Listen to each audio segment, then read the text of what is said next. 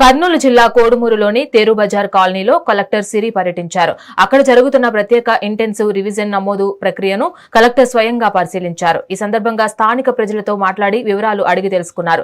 నమోదు ప్రక్రియను పగడ్బందీగా చేపట్టాలని అధికారులను ఆదేశించారు. కాగా వారానికి ఒకసారే తాగునీరు సరఫరా అవుతోందని కాలనీ మహిళలు కలెక్టర్ దృష్టికి తెచ్చారు. దీనిపై స్పందించిన కలెక్టర్ సమస్యను త్వరలోనే పరిష్కరిస్తామని హామీ ఇచ్చారు.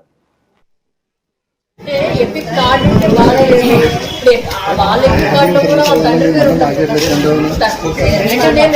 కదా, అది కొట్టినా కూడా వాళ్ళు మ్యాప్ చేయొచ్చు.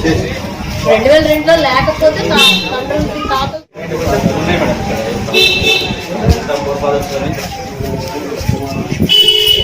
మండలంలో మగ్గాలు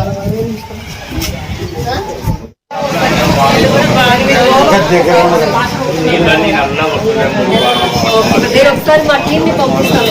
ఒకసారి చెక్ చేయించి ఏం చేయగలమో ఒకటి నీరు బాగా రావట్లేదు, రెండు నీరు వారానికి ఒకసారి వస్తున్నారు, ఒకసారి చెక్ చేపిస్తాము. అలా